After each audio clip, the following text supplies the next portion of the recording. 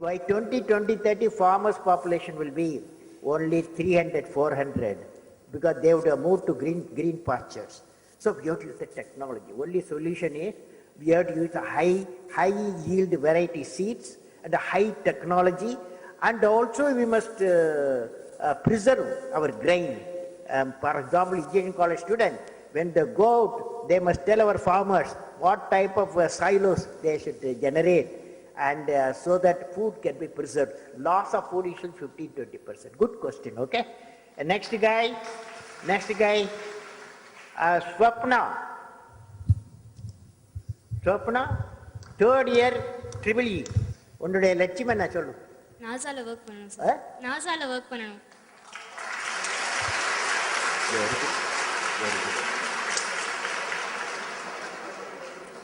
கேள்வி question கேளமா. Sir, நீங்க எவ்வளவோ அச்சீவ் பண்ணிருக்கீங்க. இன்னும் உங்களோட நிறைவேறாத ஆசைகள் ஏதாச்சும் இருக்கா உங்களுக்கு? எனக்கு ஒரு ஆசை என்னன்னா, இந்த நாட்டில் உள்ள 100 கோடி மக்களின் முகத்தில் மலர்ச்சி இருக்க வேண்டும். 100 கோடி மக்களின் முகத்தில் smile. 100, that is a billion people should smile. That's my dream. One day I'll see it. Thank you, sir. Okay.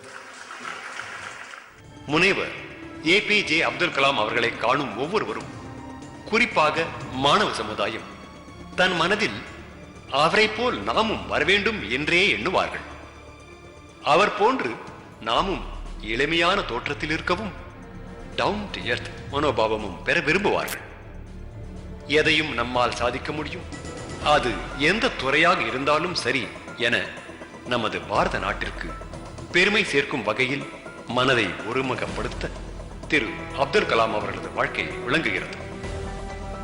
அத்தகைய மகத்தானவரின் வருகையினால் மேல்மருவத்தூர் ஆதிபராசக்தி பொறியியல் கல்லூரியும் உலக வரைபடத்தில் சிறப்பான இடத்தை பெற்றது என பெருமையோடு கூறலாம்.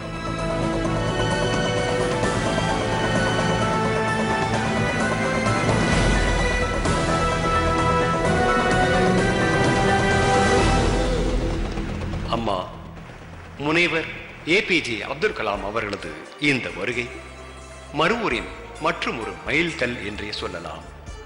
பாரதமும் உலகமும் செழிக்க உன் பிள்ளைகளுக்கு உழைக்கும் சக்தியை தந்தருள்வாய் தாயே.